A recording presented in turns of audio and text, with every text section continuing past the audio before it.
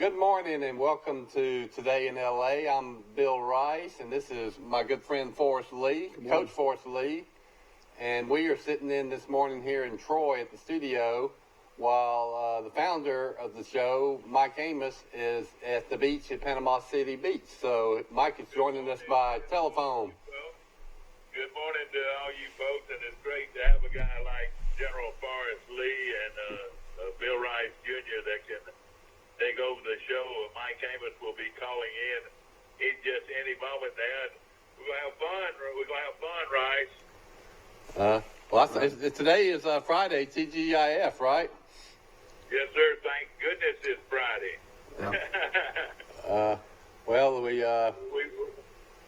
We have another day where we World War III didn't start, so we're thankful for that. Yeah. Right. You know what? Looking over at Forrest Lee, you gave him a reason to get up this morning. You gave him a reason. Well, I bet. What time do you usually? Well, I bet you wake up every morning at 5 o'clock anyway. I get up about 4:30 or 5. I got up this morning about 4:30 and got on the computer and looking up sports stuff. Hey, you need to check on your life if you get up that early. Well, I tell you what, every day's a holiday for me. I'm just so tickled to get up every day, retired, trying to find things to do, and my shed and yard have never been so clean. And I've got so many house projects going on. I got to make sure I keep them in order. Don't get finished before you finish something before you start something else. How is Abby doing? Abby's great. Her photography career is booming, and my daughter has a photography.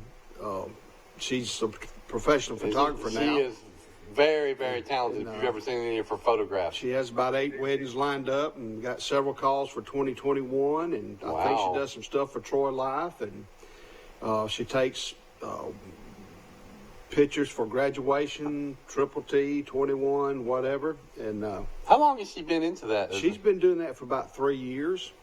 So at first it was just a...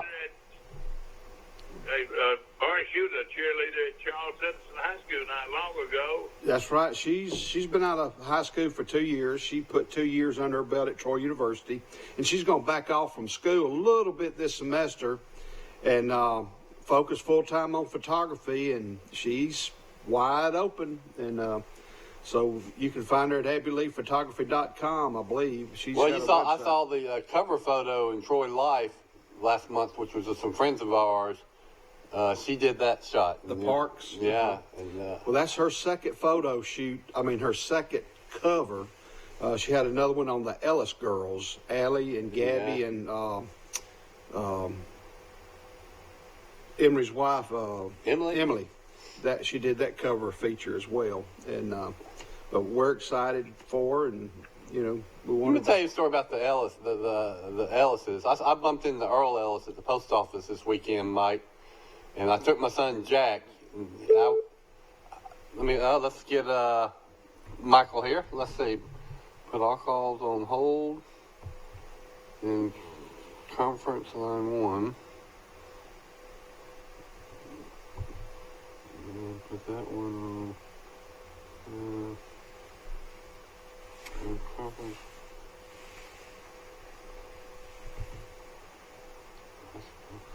You got us back? No, one of you. Let me get back to Michael. Let's see. Put all calls on hold.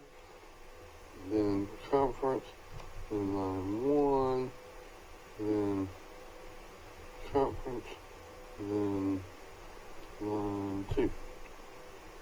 All right. I think I got y'all on. Oh, yeah. We're on. I'm on from... I'm on. I want to thank this morning 38.com, Great Beach Tourism, and Debaco Wine and Imports. Those are my sponsors this morning. Great. Hey, that's great. That's what you're allowed to do right here on this channel, Mike. I want to thank my wife and my children and my in-laws and Mike Amos Senior Mike Amos for giving me this opportunity. Now, but getting back to my story, saw Mr. Ellis, Earl Ellis, at the post office and was showing Jack the post office. He wanted to know how the boxes worked and what went on here. And I introduced Jack Rice, age 4, to Mr. Ellis. And he got a kick out of little Jack. And Jack was showing his personality, and Mr. Ellis said, I got something for you can enjoy all day. And he reached in his pocket, and he gave little Jack Rice a $2 bill. Oh, Wow. Can you believe that? Isn't that nice? pretty neat. And then apparently these $2 bills are getting more into circulation. I'm seeing them. Wow. Have y'all seen more and more of them? I haven't. I have not. Well, You had the guy, Roy Drinkard, who was one of the big Troy Board of Trustees members. That's all he did his whole life was give $2 bills when it done. that's right. And he actually had his picture put on it. And of course, that's just a unique thing, way of expressing himself. But he actually put his picture on that $2 bill. Earl Ellis, a good friend of mine. There's a story, and we all know this better than most people. There's a story about so many unique people in Troy and Pike County, and hopefully we will get around to talking about all of them. There. Did you see what happened last night? Take the stairs, man. Troy Trojans made 15 three-pointers and upset the top team in the Sun Belt. Little Rock was 5-0, and Troy won 76-71.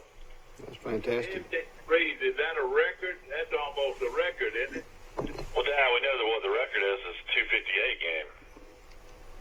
I know it, but 15 3-pointers is what I was thinking. Well, I'll tell you how many three-pointers Troy hit in that ball game, the 258 game. How many? Take a guess. 51. 51. Wow. That's right. We were there. That is a record that might remain for the rest of our lifetimes. I think it will. You're right. Exactly when Troy beat the Bryant Institute 258 to 147, something like that. Yep. And the girls won. They're 12-2 and 3-0 in Sun Belt play. So the girls are rocking and rolling too. Yeah, we talked about that yesterday. What an unbelievable job Coach Rigby's done. When do they play again, Mike? The men play against Arkansas State on Saturday. I don't know if the girls play, if it's the doubleheader or not. I'll have to look. I'll look it up. Well, my congratulations to Coach Cross and his team. And he's the number one team in the conference. Is that right? Yeah, they're 7-10 now and 3-3 in the conference. So, they keep on playing well in the conference. They'll have a chance to make the tournament in New Orleans, and that'd be a fun trip for everybody to go to. Ooh, boy, what are you talking about? Yeah. So what do you think about tomorrow? The big game is really tomorrow. North Dakota State against James Madison, the 1AA National Championship game. Shocked to see that James Madison is a 1.5-point favorite over North Dakota State. Going to be interesting to see if North Dakota State can win their 16th national championship. Where's that played, Mike? Is that in That's going to be played in Texas. Texas? I had not thought 1 minute about that game until you brought it up, Mike. But that's an amazing accomplishment to win that many national championships. That is a real dynasty right there. That's like the UCLA basketball team of the John Wooden era. Right. You're exactly Celtics. right. The Celtics. You're right. You start looking at dynasties. That's what you look at. Everybody, and we're going to get into this, and of course we'll talk pro football and college football. And of course, the big game is Monday. And we don't need Clemson, Rice, to win this ball game and them extend that winning streak to 40 games, probably or more. It could mess college football up if Clemson, with their record and all the teams that they played with a full schedule, we don't need Clemson to win the game. I would probably pick to be for them, but we don't need them to win the game. Well, that's your big.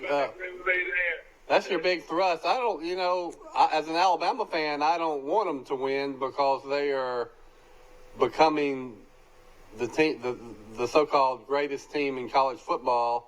Yeah. And for bias and selfish reasons, I want Alabama to be considered that. Instead of their win streak, what bothers me more is they're getting ready to could win their third national championship in 4 years. Isn't that right? Right. Well, it's third championship in a row, isn't it? Is that right? No, Alabama won one. Oh, okay. I read an article. You got to remember, too, his pass against Georgia. See, Alabama beat Clemson that year because Kelly Bryant was the quarterback. Alabama blew out Clemson 24-6.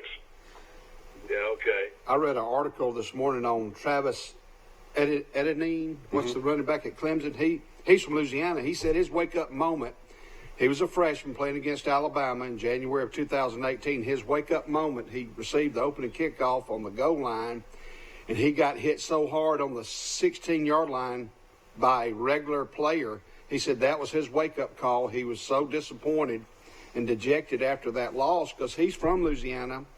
And according to the story, he was typically ignored by LSU. Gosh. Well, when Orgeron got the job, he called that coach, his high school coach, and tried to get him, but he went on to Clemson. Well, after the game, he was so dejected, and he was going to ride home with his mother because he's from Louisiana. Dabo Swinney came up to him and said, son, he said, just remember, do you know where the national championship game's going to be played in 2 years? And the kid didn't know what he was talking about. He said, it's going to be here. He said, you'll be ready. And so that Dabo went to him and said, listen, in 2 years, we're going to be right down here, so you'll be ready in 2 years. Dabo was always pushing the right buttons. And, when Kevin Turner's son was the hero of the game 2 weeks ago from Birmingham. But he'd been the GOAT a couple series earlier because Ohio State guy called a touchdown pass over him. He was covering the guy, and he got beat by about 2 steps. Dabo came over and told him, said, listen now, quit this whining and pouting. You're ready to be the hero of this game and make the interception that wins this game. And skip forward 20 minutes, and that's exactly what happened. Wow. And Dabo, don't get me wrong, I love Dabo, and I love, I definitely like Clemson's team over LSU as far as people-wise, but hey, we need to root for LSU. We don't need a dynasty going. Well, Clemson's already been through, I think, one of the better defenses in the country by beating Ohio State. I don't think LSU's defense was as good as Ohio State's. So that can be a factor in the game. I think Clemson's going to score a lot more points. I think this game's going to be in the high 30s. Somebody might even get into the 40s. Is that right? It'll get good ratings. There's a reason the over/under 70. Oh boy, there is a reason for that. Yesterday I did some research. I was curious what the TV ratings were for all the bowl games, and I found out that the Alabama-Michigan game drew tremendous rating. It had 14 million viewers, one of the biggest TV ratings of bowl games in the last 10 years, really. So there's still great interest when you have 2 name programs playing. It'd be higher rated this one. Auburn goes out Forrest, and could have won another big game and would have won 10 games this year, and blows it. What's wrong with Malzahn when the game doesn't count as much? Well, I think that's typical, isn't it? Mm-hmm. I mean, they win some big games from time to time, but the complete package has not been really shown in several years. That frustrates Auburn fans because that would have been a big win. That bowl game would have, and would have given them 10 wins for the year, and they could have worked on that. Well, you're right. It's they get a big boost when they won a bowl game last year and blew out somebody with Malzahn calling the plays, and then they lay an egg in the bowl this year after getting this huge win over Alabama. It actually turned out people thought that Alabama would have no interest playing in their bowl game. Well, they did. They wanted to prove they weren't that bad, as everybody said, and we just assumed that Auburn would be up, but it looked to me that Auburn wasn't. They were a little flat. Minnesota was much more interested in playing in that football game than Auburn was, I think.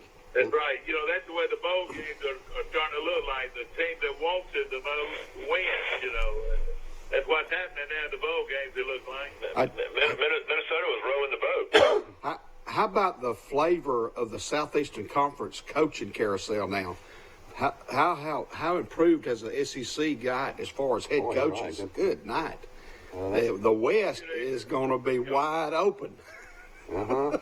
Mississippi is. Mike Leach and Lane Kiffin in Mississippi has got to be the most exciting thing for the state of Mississippi football of all time. Oh, they'll be. Make that announcement, Mike. Make that announcement right now. Mike Leach is where now?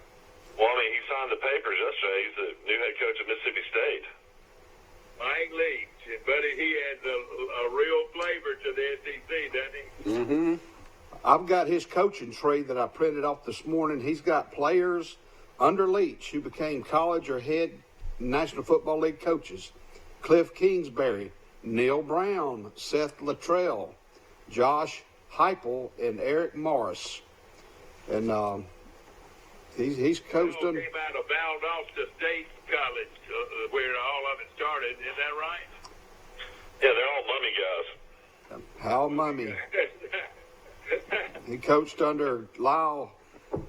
Can't you take it back one step further? Isn't there some guy that was in some real small school that actually started this offense? Is that him?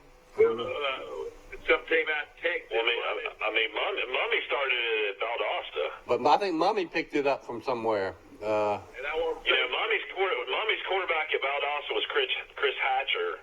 And then, of course, Chris Hatcher is the head coach at Sanford. But at one time, he was head coach at Valdosta State. And his two defensive coaches, the coordinator was Will Muschamp, and the defensive back coach was Kirby Smart. and all were at Valdosta State. Can you believe that? Yeah. Then you got to add Tony Franklin, Troy's old offense coordinator. He's part of that group. Was Mike Pelton at Valdosta State at that time? Didn't he? Was he at Valdosta State at the same time they were? Or was he Was ever? that Pelton coach at Valdosta? I had to. Who's that y'all talking about? Mike Pelton. Coaching? Is Pelton still in coaching? I don't know. Valdosta has not been playing football that terribly long. I remember My wife's first cousin played at Alabama, Sam Collins, and when he was recruited, he ended up signing with Alabama, but he also looked at Florida State. Yeah. Kentucky had the air raid going on with Couch, and on his visit, the offense coordinator of Kentucky that showed him around was Mike Leach, and she said Mike Leach was one of the greatest guys ever as far as recruiting, just super great with the kids. he's amazing. He stayed out of coaching for a little couple of years, and he went down to South Florida, and he started a talk show, didn't he, Mike? Yeah, he lives in Key West in an off season. Yeah, and he had a great. He could have made a living just with a talk show because he was great, if you remember. Mike Pelton was at Valdosta State in the year 2000 as a defensive line coach, so they weren't there at the same time. Well, all of these guys go to the beat of their own drummer. They're interesting. Even the guy that was at Troy, what was his name? The offensive coordinator at Troy that y'all were talking about. Yeah, Tony Franklin. He was definitely one of the stranger ones. Yeah, his office was in the press box, wasn't it, at the football stadium? You're exactly right. He was never shaved, never got a haircut. You remember that, Mike? Yeah, he went to Mr. Hose about 4 nights a week. He told me he loved Mr. Hose. and he sort of lived up there in that press box. You're right. You know where Kyle Mummy is now? He's about to be the new offensive coordinator for the Dallas Renegades of the XFL. The Dallas Renegades head coach is the great Bob Stoops. Bob Stoops. Isn't that amazing? Boy, that's something. Well, let me just say this. If you took a picture of Mummy right now, what would be the most prevalent thing about him? Well, he had that towel. His trademark, he wore a towel over his shoulders. A towel wrapped around his neck all the time. It's like that's his little baby doll. That's his trademark. Towel. Then John Thompson, the Georgetown coach, he was famous for doing that too. I need to do that on the show. I'm going to start doing that, Mike. Can I bring me a towel? No, I'll tell you the one that was worse than all of them. He always had the towel in his mouth, Mike. Tell me what it was. Jerry Tarkanian. Yeah, Steve just brought that up. Yeah, The coach out in Tarkanian. Las Vegas. Y'all remember him? Oh, Yeah, he always had it in his mouth. Remember the little things yeah. people became known for. I would imagine Jerry Tarkanian had a few wagers going on when he was the head coach at UNLV. You know, he But, game. some people say he got a terribly raw deal by the NCAA. The NCAA basically persecuted him his whole career, and he fought them until he died, I think. But there's more to that story than we think. You know, we have this reputation of UNLV as being this rogue criminal program, but some people say that the NCAA had it out for Tarkanian, and I kind of admire him for not rolling over and fighting back against them. Yeah. Well, back to recruiting a little bit. You know, we had Coach Dane Brown, the recruiting coordinator for Troy, had him speak to Rotary this past Tuesday, and he had some real insights on recruiting, and it's amazing. You know, this portal that everybody's talking about, this recruiting portal where you could have another year of eligibility and sign with anybody you wanted to. Right? Well, he said that there were 3,000 names in that portal, and only 300 could get a job. You know, I've thought about that, Mike. And you know why that is? Well, there's 125 Division I programs, right? And they've all already got most of their scholarships filled, correct? So anybody would only have 2 or 3 scholarships per program that they could offer to a transfer student or a walk-on. Exactly right. So you multiply that times 2 or 3 times 125, and he's exactly right. That's about 300 scholarships that are available, and you got 3,000 people that want to transfer. That's right. And Listen to the Mummy coaching tree, Dad. This is unbelievable. Mike Leach, of course, he's at Mississippi State now. Dana Hogerson at Houston. Sonny Dykes at SMU. Tony Franklin, who's at Middle Tennessee State now. Neil Brown, who's head coach at West Virginia. Sean Dawson, who's an assistant, I guess, at West Virginia maybe now. Chris Hatcher, head coach at Sanford. Matt Mummy, that's his son. I guess he's at Davidson. Guy Morris, the former Kentucky coach. Art Briles, the former Baylor coach. Cliff Kingsbury, the Texas Tech coach. Josh Heupel, who's the head coach of Central Florida. Seth Luttrell, head coach at North Texas. David Dean, the head coach at Valdosta State now. Greg Macklin, the head coach at at Hawaii. Ruffin McNeil, I don't know if he's even coaching anymore. Will Muschamp at South Carolina. Kirby Smart at Georgia. And Dave Aranda at LSU are all a part of the coaching tree under Leach or Mummy. Nice. that unbelievable Valdosta State College of Valdosta, Georgia.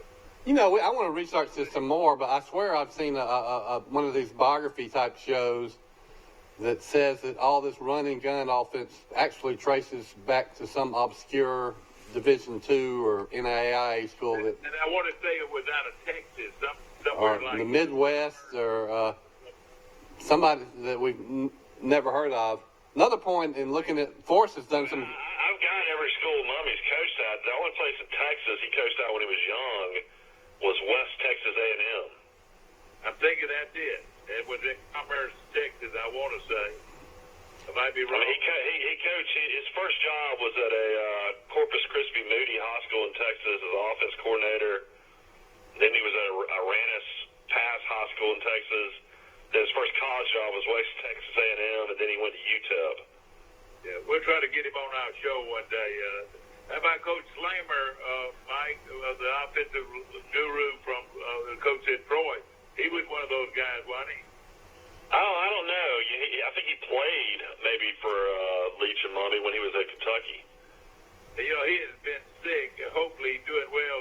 He was a big secret to Kentucky's success, wasn't he? Well, I mean, yeah, their offensive line play was, phenomenal considering they had a receiver playing quarterback and they rushed for like 1,500 yards. The quarterback did. He was a wonderful coach and wonderful person at Troy. How do you pronounce that last name? Slamer? Slumber, I think. Portland State. Slumber. That's And funny. he is also was fighting cancer, and hopefully he's doing much better. But he is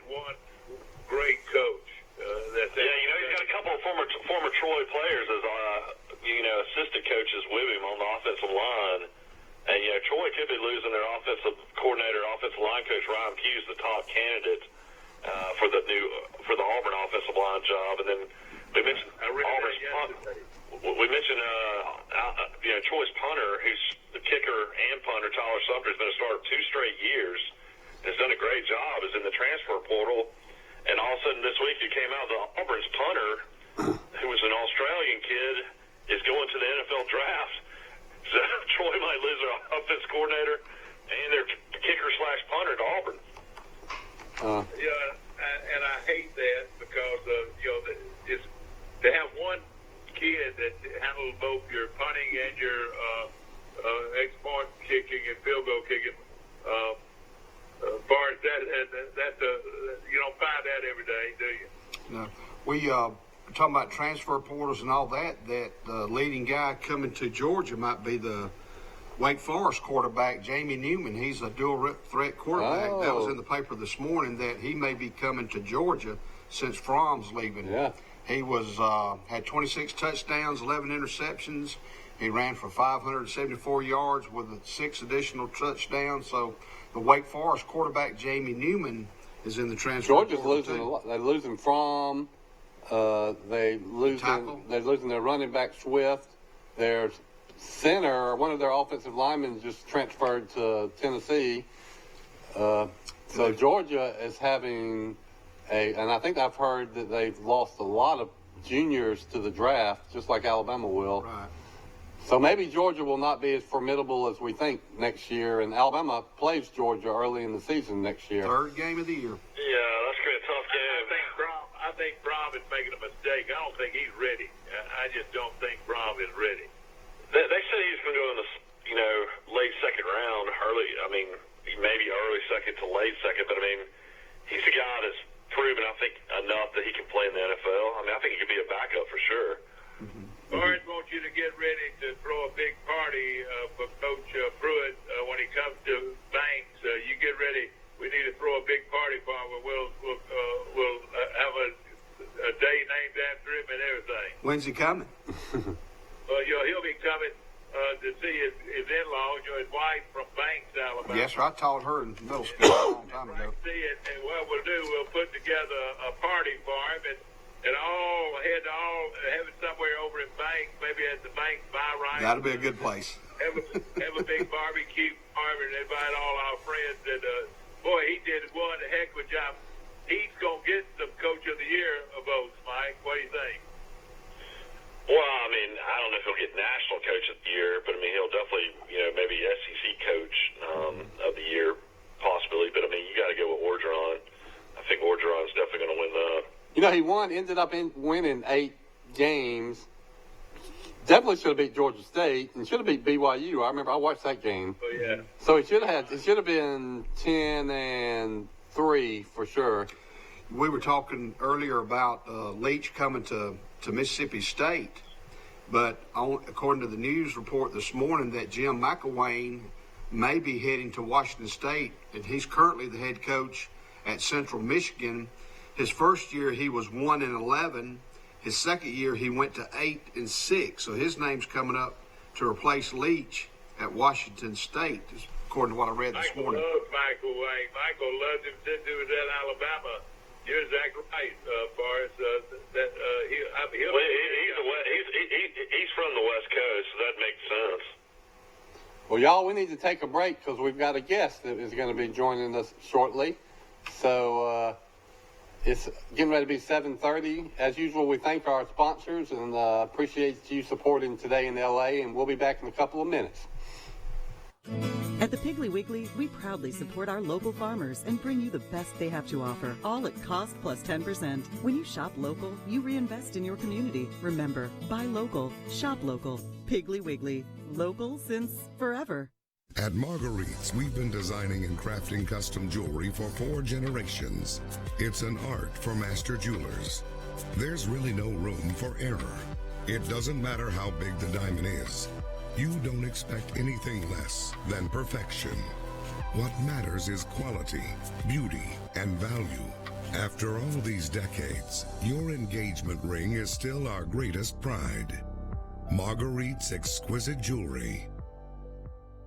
Never know how Trojan Auto Parts of Troy, home of Napa Know-How. Stop by and see owners Mike and Melissa Kilcrease and their Napa Know-How team with over 100 years of combined experience. We're the only locally owned parts store in Pike County, and we're fully stocked and ready to serve you. We pride ourselves on being your go-to parts store, not only for the simple items, but we specialize in those hard-to-find items as well. Trojan Auto Parts, the right part at the right price at the right time. Napa, a name you've trusted here in Troy since 1945. Big discounts, big selection, and big, really big deals. It's the big pre-owned sale. Only at Premier Chrysler Dodge Jeep Ram. Pre-owned vehicles start at $29.95. Over 50 vehicles under $15,000. $29 down. And you can drive today or take advantage of payments starting at $99 a month. That's $29 down. And payments starting as low as $99. From Montgomery to Dothan, the best pre-owned deal are at Premier Chrysler Dodge Jeep Ram or online at PremierChrysler.com. Nobody beats a Premier deal. Nobody.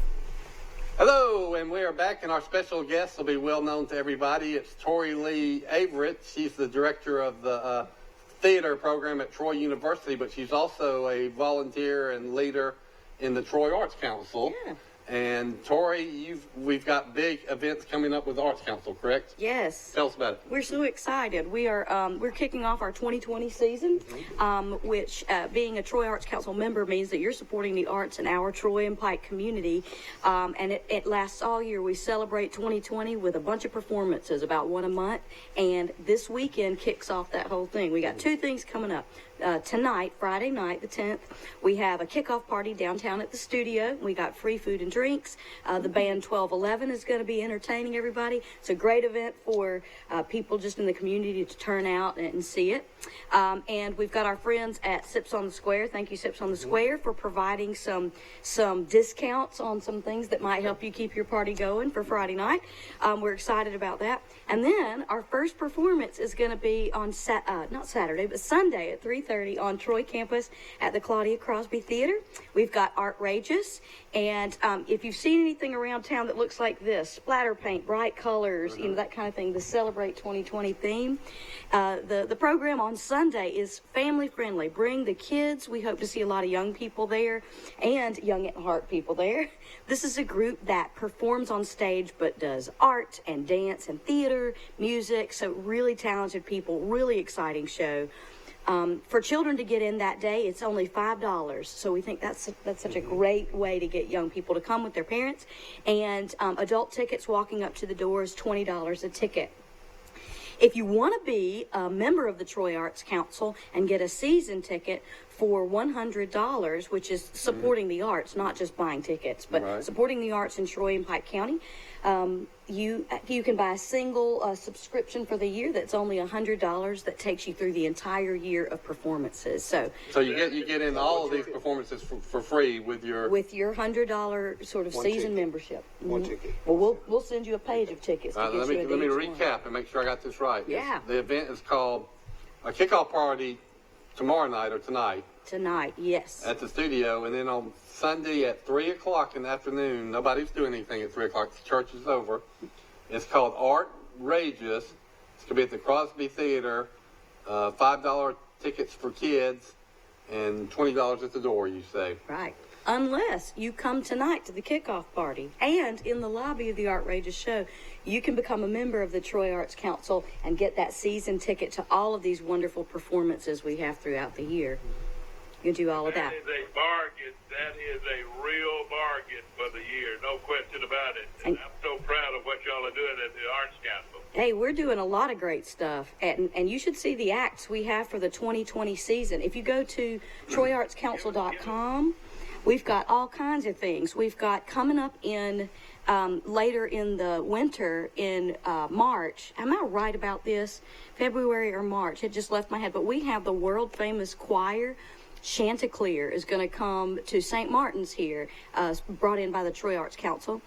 Chanticleer, it's a male choir that is worldwide, been around for a long time. That is a hot ticket right there.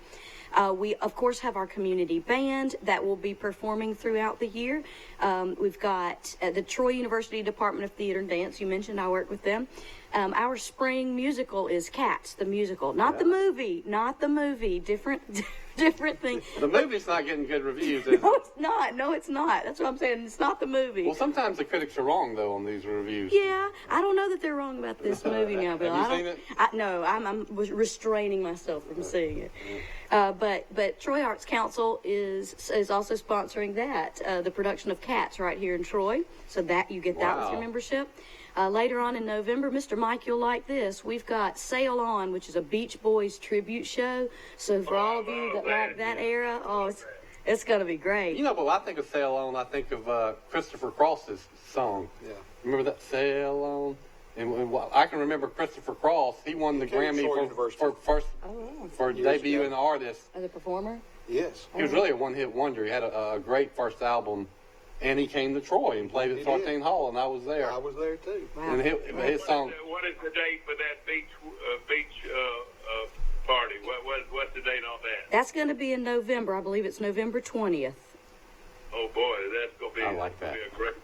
And of Beach course, Boys, it's a tribute to the Beach Boys, and that's what it is. that's what it is. That one is going to be, that particular show is going to be brought You to did he takes your T-bird away? Is that right? I bet they're going to have all those hits. It's one of those sing-along kind of shows.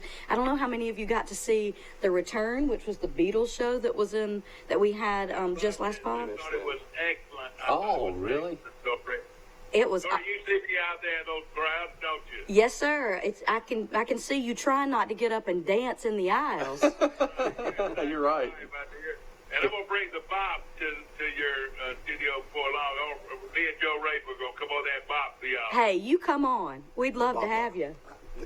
Who are some of the other people that are real active in the Troy Arts Council? Besides, Oh goodness, these are people who when you think of the arts happening in our community, Sheila Jackson is one of them. These are people who are on the board. Jolie. Jolie Williams is part of that. Bill Hopper. We've got some new members, Maggie Hammond and Dave Camwell, who's also at the university. Alvin Sankey, Mason Brown. We've got Mary Williams, Miss Ann Williams. I wish I could list everybody quickly, but these are people who you know are trying to make our community better. When I was a And of course, the great one will have her concert in December, won't she? Yes, that I was going to get to that. Yeah, Sheila Jackson and friends will perform. It's our annual tradition, you know, this big show. We sell out Crosby and have a great time together with Sheila and all her friends for a Christmas show. That's going to be December 11th this year. when I was in college, Phil Kelly talked me into being in a play, Orpheus in the Underworld. And I was a dancer, and I had to bring a brand new pair of men's underwear, and they sewed some kind of cloth to it, and that's what I danced in. And I hope there's no tape of that anyway. But I was a dancer, Orpheus in the Underworld. Let me tell you something unique about Forrest, Tori. He is Pike County's version of the Blues Brothers. Oh. He is a blues brother and a great one. I'm Jake. Hey, now we may have to. Dale, we may have to get you on Elwood. You're stage. tall enough to be Elwood. He is really, really I'll do it. He can sing those songs. What are those songs that you sing, Forrest? Soul Man, Yeah. Sweet Home Chicago. I'll Cell tell you, Block I Number got a 9, Blues Brothers story. It's about your hometown. All those stories. Joliet, Illinois. When we first opened the Troy Citizen, we went to the Brundage Peanut Butter Parade, which is a huge parade, as everybody knows. And my brother Bobby and I, we weren't the Blues Brothers. We were the News Brothers. The News Brothers. So we had on our black suits and our shades and our hat and with our little press badge on there. And we had a little red wagon, and we had newspapers in our little red wagon. And as we went down the parade, we were throwing everybody newspapers. Oh, that's I was awesome. in the homecoming parade this year as the Blues Brothers. Oh, You my got that. goodness. Me and Jude Rank, that's the Chancellor Hawkins' nephew. Great I want to nephew. brag about Tori. My daughter is in the Center Stages program, which is a program for young people that are interested in acting or singing, performing in the future. And she really loves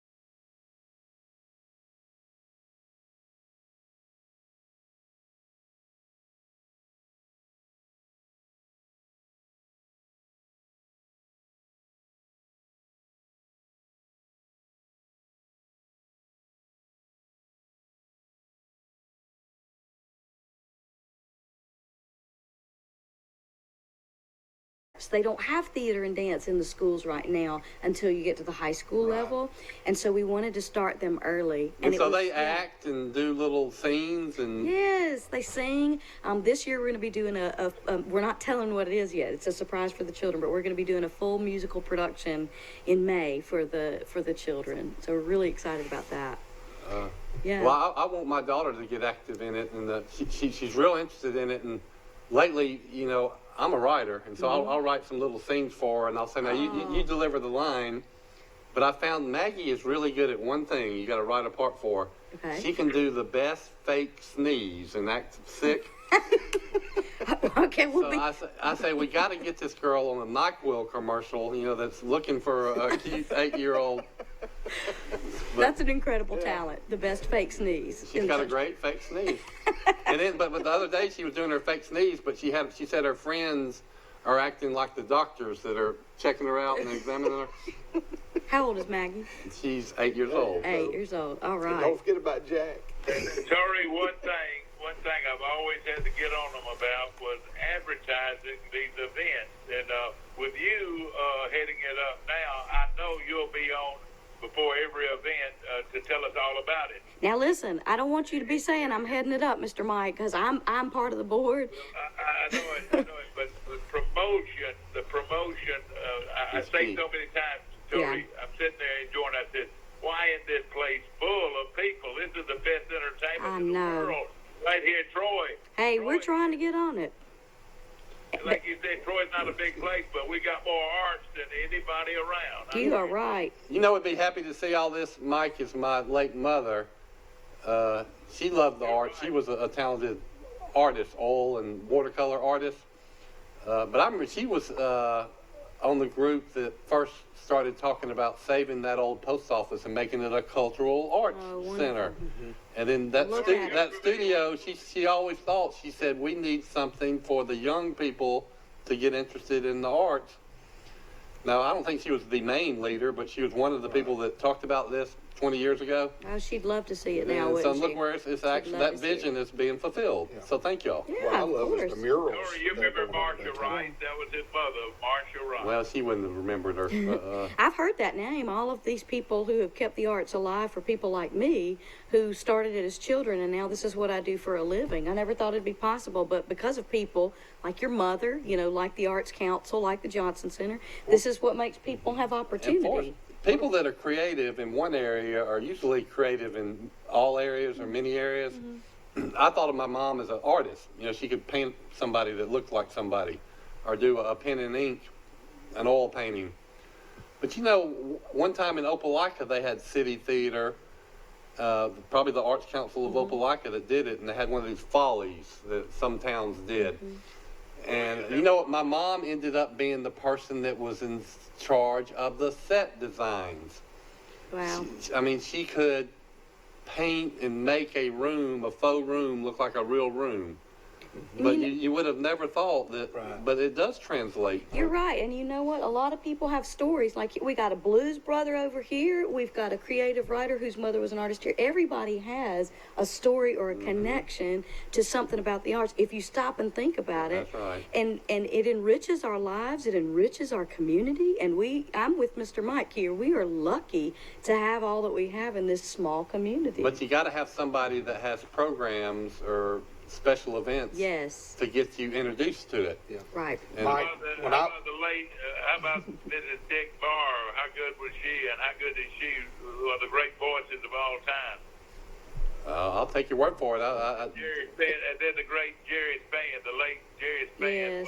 what he meant to the arts in Troy. Oh, Mike, I was telling him earlier while we were off the air that one of the biggest influences in my high school career was Bob Lawrence. He was my art teacher when I was a 9th grader, and I was a sophomore. Teresa Sanders, tell us where you went to school. Goshen High School, but Bob Lawrence is big time. And you think about Bud Casey's wife.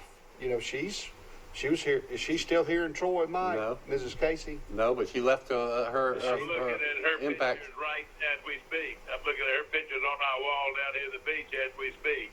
Yeah, Wow. I can remember the DG Lake Festival. It was called DG Lake at one time, but I guess it's the Troy Well, yeah, it Troy was, And then Fest now. Gene Lake, I remember that down at the Pioneer well, Museum. Gene Lake was a pioneer and a great leader in the arts in Troy. But you're right. It You know is, one story I'm glad about that we not only can talk ball on our show, we can talk arts on our show. That is the truth. There aren't many places that are that way. I hope y'all realize what a special thing it is that you're able to do well, that. and it makes sense being a college town too, because we have people that come in and teach the arts at the college that we can lean on and use, like yourself. And Mike, you're talking all the time about the Troy's dance program, how it's taken off, Troy University's. Well, arts Go ahead. is just as important as athletics. It's all about, just think of the Sound of the South and Johnny Long, what that has brought to Troy University. But arts and music and dance and athletics and academics, They the more all you're go involved, it makes you a whole person if you have all of that. Yes. And some You hit it on the dot right there. it enriches the lives of the kids involved. Yes. And these are interesting people that are in the art community. I've done a lot of feature stories on lead actors and actresses in Troy University productions, and they're just fascinating, inspiring, super talented people. I wonder where some of them are now. I bet some of them are working in New York City and L.A. and Oh, Right. Orlovsky. You know, we go out to over a just billion think people. of You know, that Hicks, story, Adrian over Hicks. a billion people on Facebook. Say that again? Hey, you know, go out to over a billion people on Facebook. All right. Hey, I'd love to see 1 million people show billion. up at some of these. Not a billion, but a billion. 1 billion. Okay. Yeah, they're over two. Yeah, but you only average a million views per show, Dad. I know what I'm saying. On Facebook, over 2 billion people are subscribers to Facebook. we Yes. could get them. We're not, I think one show you had 2 million viewers. That was the best you've had so far. That's right. Hey, well, Facebook, That's wonderful. I tell you, the Troy Arts Council is burning it up on Facebook. Like, again, this kind of rainbow splatter paint thing, this Celebrate well, 2020. tell me more about Artrageous. It's a I mean, cedar what are we going to see when we go to Artrageous? Artrageous, and I failed to say this at the beginning, but the Artrageous show, the first show of 2020 for the Arts Council, is sponsored by our very own Troy Cable. We are so happy to have them partnering with us to bring this to our community. So thank you, Troy Cable. You're so awesome. They always do such a great job of supporting the arts and all the things you mentioned before. But Artrageous, let's talk about that Sunday, 3 p.m. at the Crosby Theater. $5 for kids, $20 for adults, unless you become a season subscriber, in which you get in with your season ticket. But what it's going to be, I don't even know what to expect. But they are music and high energy dance and movement and kind of a theatrical performance with visual arts. And I'll just give you a bit of a hint that they say in their promo that if you want, you can wear or bring a shirt or hat that the artists, performers will splatter paint for you at the show, in the show. So I'm a little scared. No, I don't think it's anything where you're going to be, paint's going to be slung on the audience. It's nothing like that. So they tour around the country and Yep. they know what they're doing. They've got Yes. their niche and they've figured this out. And they're blending all the arts. We've been trying to talk about each individual art. These folks blend everything together. So I think there's something for everybody. They're moving and painting and musicking and all that stuff. So I think it's going to be, again, I think it's something for everybody.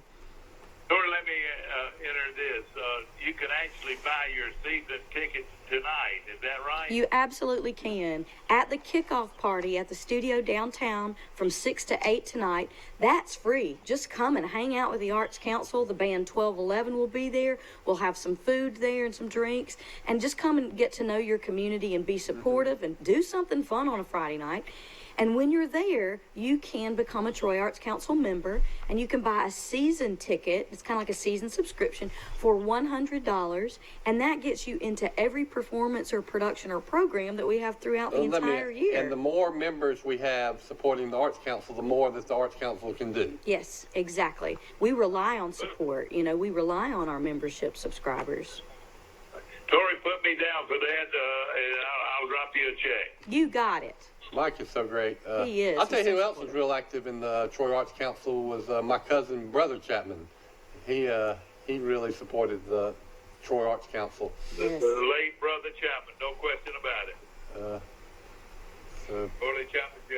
well, I think if people want more information, what should they do, Tori? There are lots of things. You can ask a Troy Arts Council board member. A lot of people know what's going on. That's great. You can go to Facebook. You can go to the Johnson Center, or they're at the studio downtown where Miss Sheila Jackson. These people have information if you need to pick up the phone and call. If you're a web person, again, Facebook, and please go to our website, which is troyartscouncil.com. You can purchase anything you want to purchase online. You can get information. You can become a member. It's so slick and streamlined now. If you're like me, it's so much easier to just get on the computer and get the ticket and then go to the show. So troyartscouncil.com. And if you're watching Troy Cable, like most of us are, you'll see some advertisements for Artrageous and hopefully throughout the year for all the things that we've got going on. Mr. Mike, we're promoting. We're trying to get ahead of the ball there. And then if you're old-fashioned and you just want to show up, it's tonight at 6 o'clock at the studio, which is right across from the Johnson Cultural Arts Center, right across the street by our new mural, City of Troy mural, right next door. On Walnut Street. Or go to the Claudia Crosby Theater on the campus of Troy University. The show starts at 3, so I would say show up at 2:45. Sounds great, yeah. Sunday. I'll put it on our list. Well, Tori, thank you so much for being here. Thank you for all you do for the arts and for our community, and come back anytime. Thank you. Thanks for having me. It was really good to talk to you. See you later. Thank you, Mr. Mike. Good to see you. All right, and we'll go to a commercial and see y'all in a little while. Sit back and watch the paint sing.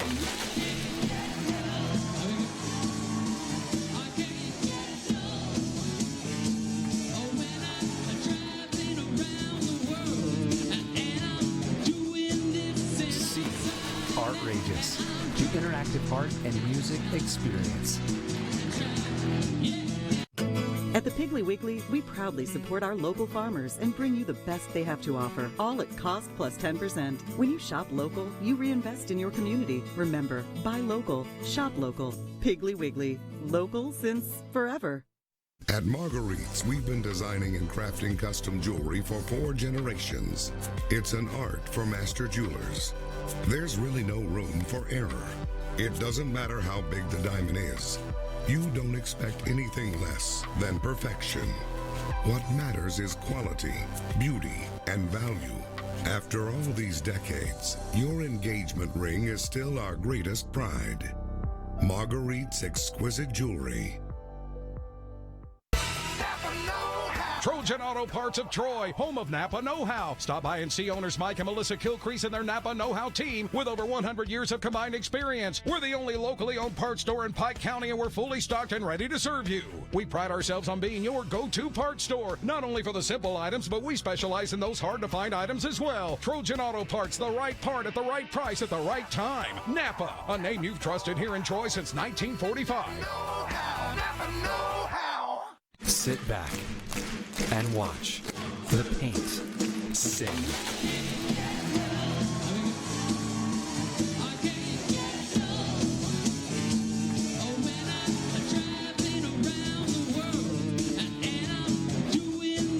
See Artrageous, the interactive art and music experience. That'll show them what they're. All right. So I hope everybody, we're back. I hope everybody saw that commercial of what Artrageous is going to look like. It looks like a lot of fun, like something you don't see every day. I mean, the way they put all that color and splash and music together. Musical, yeah. Artrageous.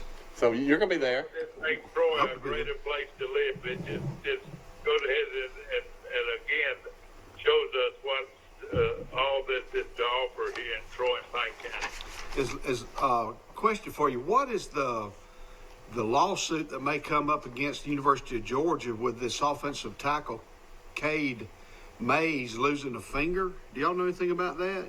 That's bizarre. His dad was on a recruiting visit, and somehow a chair folded and severed his finger. His finger popped off, and I don't know why it's coming out now. He's played at Georgia for 2 years, but now he's going to transfer to Tennessee because that's where his dad played, and apparently that's where his brother plays. But apparently they're suing the chair maker and University of Georgia and Was it the player or the dad that lost his finger? The dad lost his finger. Oh, the dad. Okay. This guy's a great player, though. He's 6'6", I think 330 pounds. Has been starting in Georgia, I think, for at least 2 years. Yeah. Well, Dad, I was thinking since we're today in LA, it'd be easy to change this to today on 30A. What do you think? Today on 38. Yeah, that would. I like that, Michael. We just need Rice to move to the beach, and we'll be ready to go. Man, that would be the life. Y'all know what I like about Hold that idea. I think you're onto something there. Yeah, Rice. The thing I like so much about my situation here, speaking to you, looking at the beautiful ocean in front of me here, and the waves and all that. But when I want a cup of coffee, I just get up and go pour me one. Without anybody knowing about it. You know what would be cool, Mike, is if you had some video technology and you could just show everybody as you're talking to us what your view is as you're talking to us.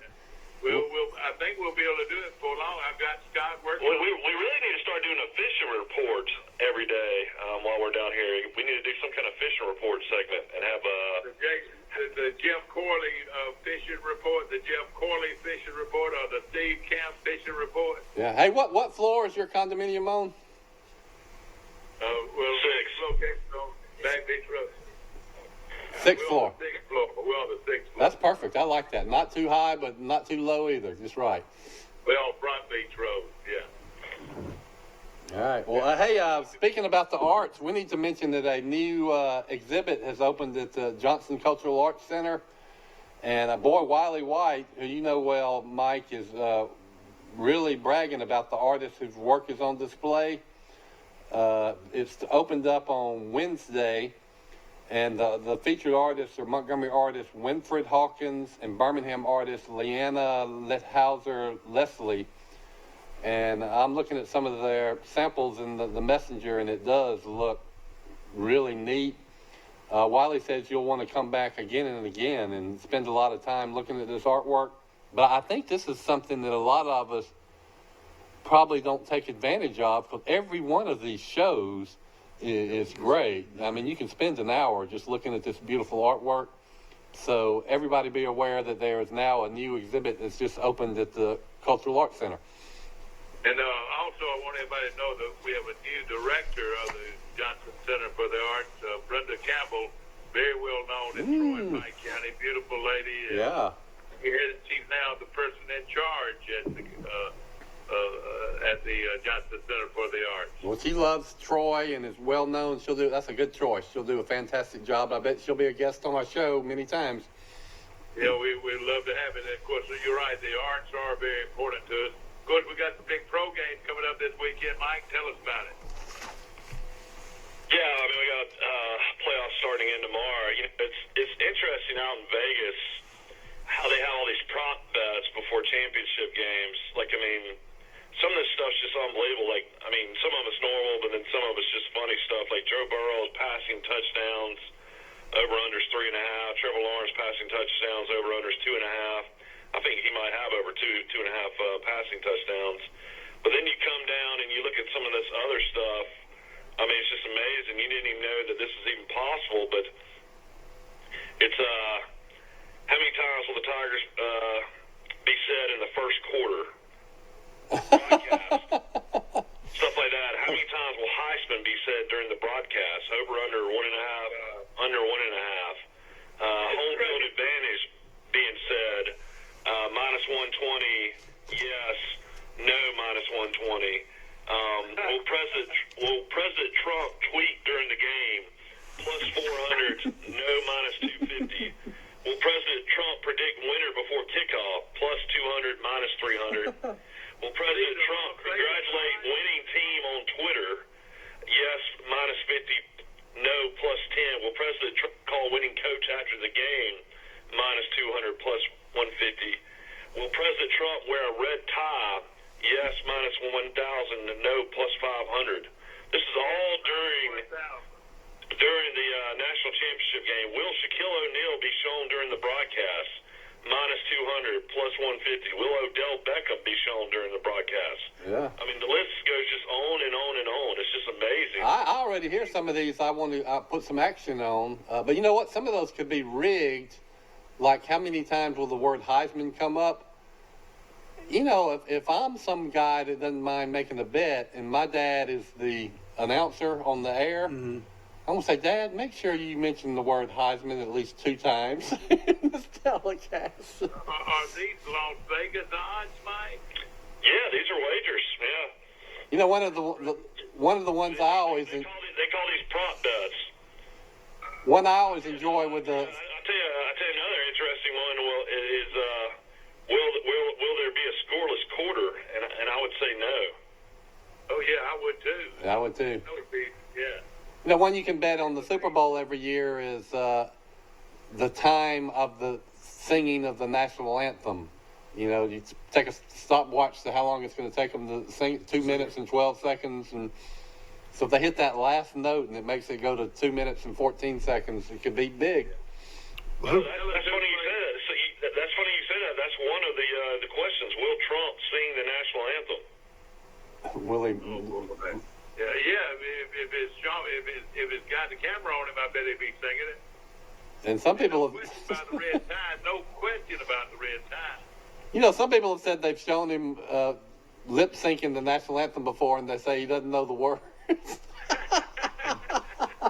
you know, there's a lot of people that might not know. I don't know the words. I mean, one of the funniest movie scenes I've ever seen is when Leslie Nielsen in the one of those airplane type movies, the one with O.J. Simpson, it becomes an umpire and he has to sing the national anthem before a World Series game, and he just completely botches it. You know, Leslie Nielsen was so funny, but he was not always a comedian. He was a serious actor for a long time, but then he found out that he could be funny, and he made a huge living being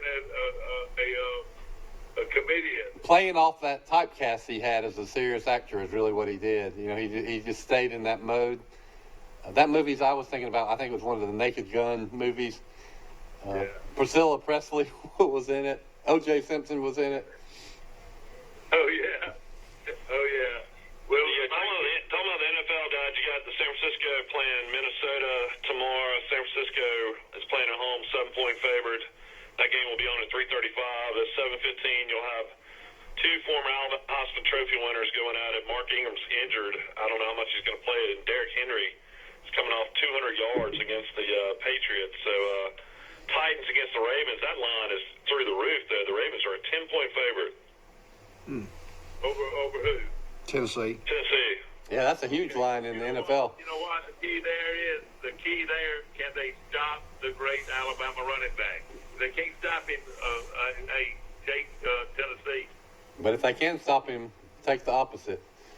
Yeah, and Baltimore's loaded with former Alabama players too. They have so many guys that played at Alabama on their team, so that's kind of a team I'm kind of rooting for. In Tennessee's, their linebackers, that kid that Played at that's Alabama. so fast, Evans. Evans. Rashad Evans, he was phenomenal. He against had some the great Patriots. plays. Yeah. Auburn High School. Came out of Auburn High School. You know, the former Alabama player I pull for the most, or I really like, is Bradley Bozeman. Was a lineman at Alabama. He was going to be a gray shirt, but he ended up getting a scholarship and ended up having a good career. Started 2 years at center for Alabama, and then he got drafted late in the 6th round by the Ravens, and he has started the last 2 years, his first 2 years. But recently there was a story about him. You know where he and his wife live in Baltimore? They live in an RV. He said he wasn't sure how his career was going to go, so he didn't want to buy a house or rent an apartment and waste his money. And he wanted to tour America, and so he told his wife, let's just get an RV, and after the season, we'll go to all these places we've wanted to go. And they got the RV, and then they just started thinking about getting an apartment or a house, and they said, well, let's just live in the RV. That's great. Well, that's a big guy to be living in an RV. Yeah. 6'5", 320 pounds. I mean, the top defense, one of the top defense players for the Ravens is, Bobby Humphrey's son, Marlon Humphrey, the kid out of Hoover High School. He's all-pro now in the NFL. He's been phenomenal. Yeah, he has had a good career. Is Ozzie still involved with Baltimore, or is he retired? He stepped down. But I would bet a lot of these players that are doing so well, he was instrumental in bringing in. Yeah. I mean, he built a lot of this team. There's no doubt about it. All right, Mike, those are the two games on Saturday. Who plays on Sunday? On Sunday, you've got the Houston Texans who survived, came back and won last week. They're playing at Kansas City. That line's 9.5, and then Seattle will travel to Green Bay and play Aaron Rodgers. That game will be at 5:40. That game right now is 4.5 in Vegas. The Packers are favored against. Isn't the weather a big advantage for somebody like Green Bay? I mean, And Kansas City. I know it gets cold out in Seattle, but nothing like Green Bay. Is that right? Yeah, I mean, the thing that, Green Bay, also has an advantage is just the fact that, Seattle's having to travel 2 straight weeks. Seattle had to travel to Philadelphia last weekend, so Green Bay should have the best chance of winning, I would think. Well, I love your Green Bay quarterback. He is a great guy. What do you think about all those State Farm commercials with him in them? Yeah, Aaron Rodgers? Laid back. Yeah, only he can do those kind of commercials. He's really laid back. He's doing well, and Like that, Mike. he can't hang with Peyton Manning when it comes to the endorsements and commercial opportunities, though. How much money do you think Peyton Manning has got being on TV commercials? No telling. And he's just a regular guy too. I like these guys that are just regular guys, and I reckon most of them are like that. You got a few prima donnas left. Is that right? Who's a prima donna, Mike? Some of these wide receivers. Well, we know Green Bay's outdoors. Kansas City's outdoors. Is Baltimore indoors or outdoors? Outdoors. Outdoors. So all these games are outdoors. Those 3 games, Baltimore, Kansas City, and Green Bay, I don't know how much weather will be a factor. Oh, the serious the bettors, they don't make a bet until they know what the weather's going to be. Yeah. Is anybody going to... Well, I mean, there's horrible weather coming through the state of Alabama Saturday. Everybody needs to definitely be keeping up with that. I'm seeing as high as 80-mile-per-hour winds. Wow. Yeah. Now, back to the football, who's going to be playing on regular turf? I think, like Pittsburgh, Green Bay plays on regular turf. I think that's an advantage for that team. Green Bay's on grass. San Francisco.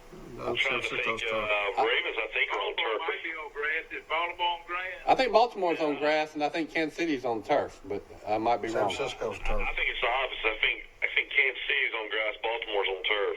Okay. Maybe I'm thinking about those old Baltimore Colts footage of Johnny Unitas.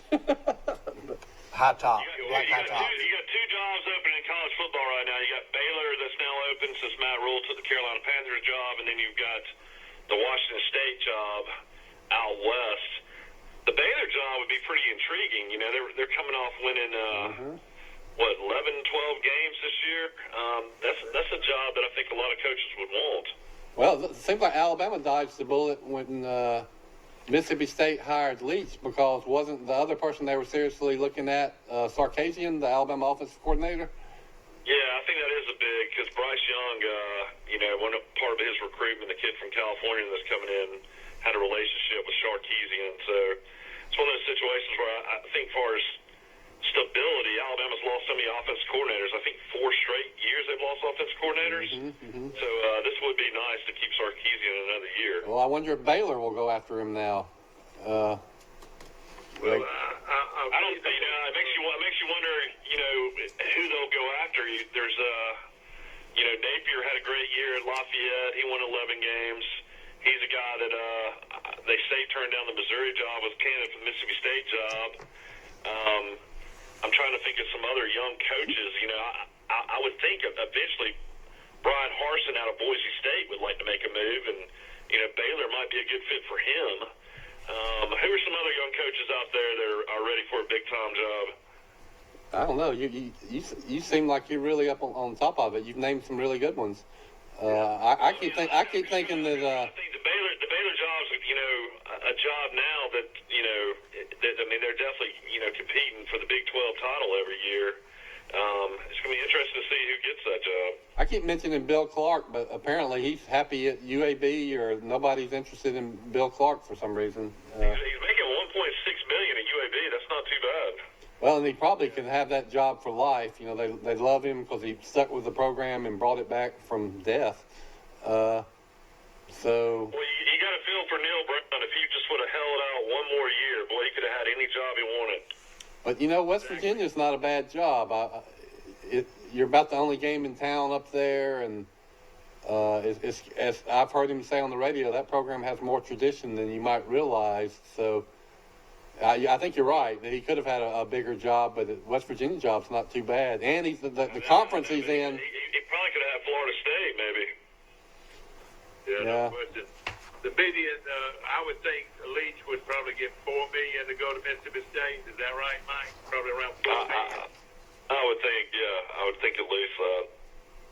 So the median SEC salary is probably around $4 million. Is that right? You know, Forrest did a lot of research on these coaches and coaching trees. It's fascinating.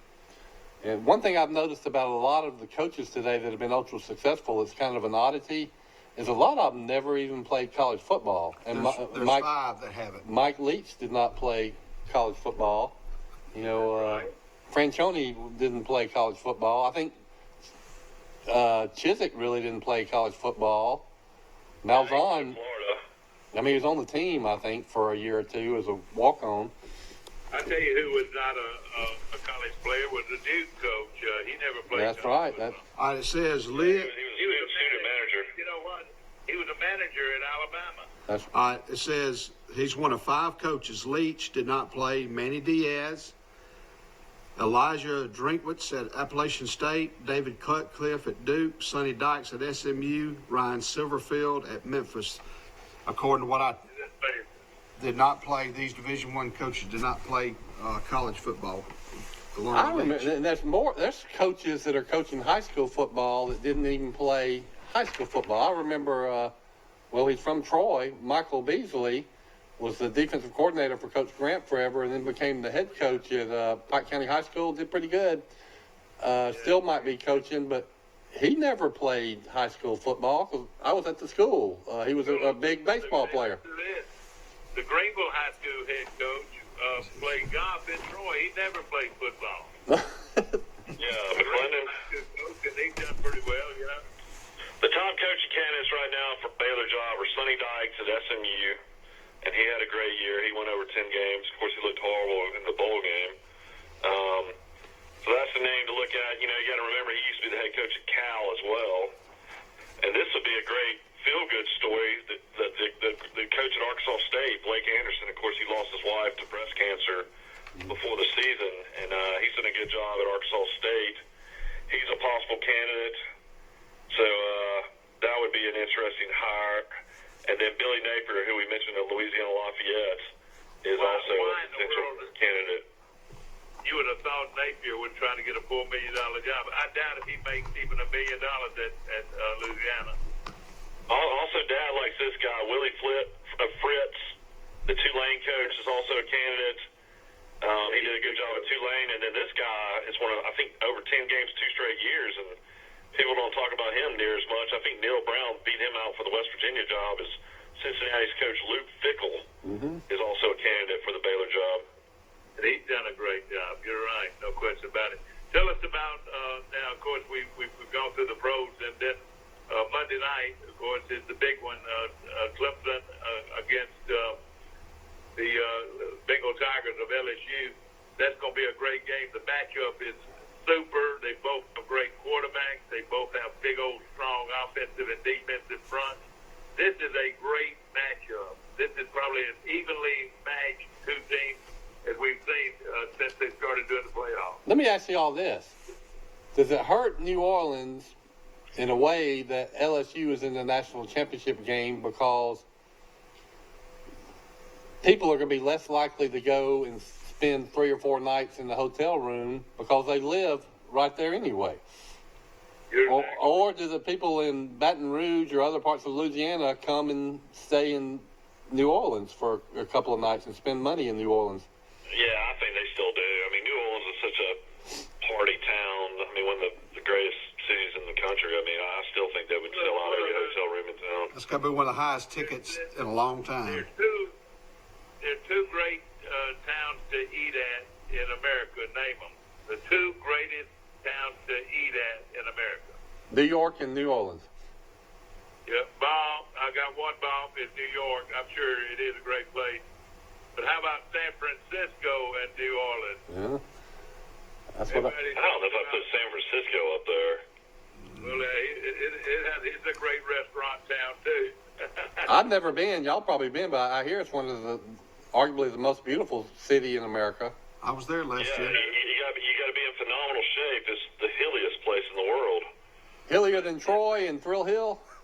Yes. Yeah, there's about 200 thrill hills there. Yeah, and the thing about it, you're right. You can't even go anywhere because you got to go over the hill the whole time. You know? Well, you jump on the trolley. I was there last year at the game. Mike, I like to give ride-arounds to my kids because my dad used to give me ride-arounds, just ride around for no reason, just to check out things. And so If you would eat breakfast in New Orleans, where would you eat? breakfast at, I don't know, the brunch at Brennan's or Commander's Palace or...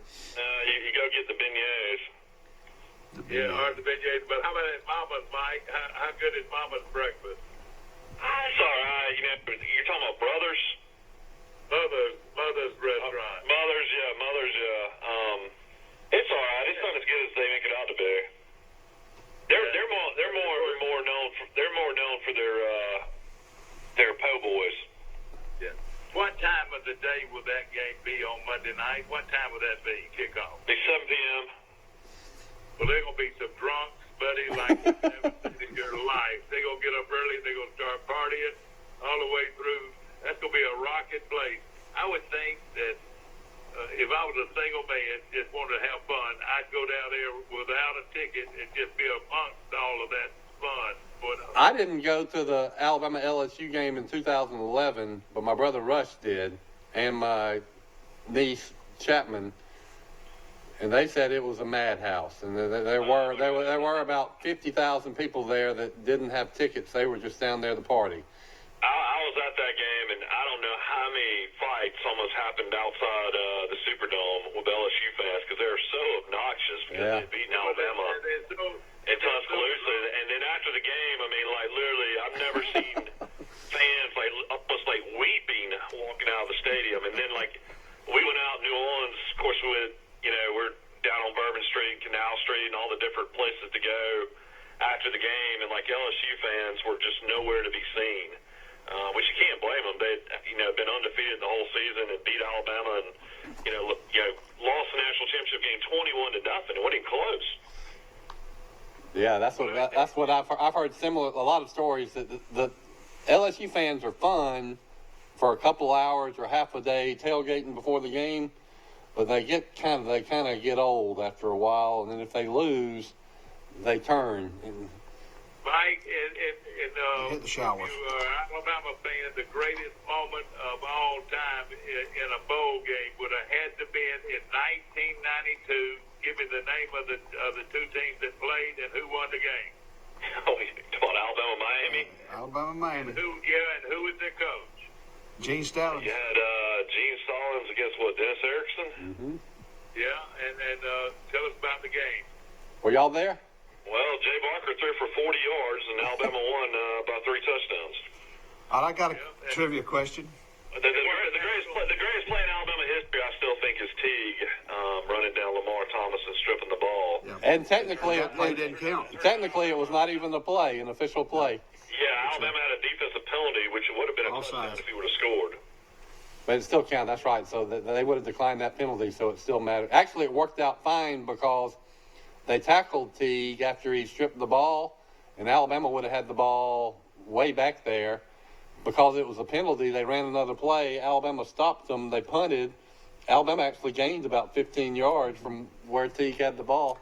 All right. Yeah, I mean, people always talk about that. That was Bill Oliver's national championship because of the defensive alignment Alabama came out in that game against Miami was just legendary. People still talk about it. All right, here's a trivia question for the Amos boys. Player in that game. Let me see how well y'all remember. You get it in there. Don't worry. The favorite player in that game was running back from the state of New York. He was from New York City. Tell us who Derek Owens Lassick. Not Derek Lassick, but Derek Owens Lassick. He was a running back out of New York City, was the most valuable player in that game for Alabama. All right, Dabo Swinney Here's a began trick his question. coaching career under Gene Stallings. Then Mike DeBose kept him on. When DeBose was fired, he left college football. Who hired him in the financial world in Birmingham?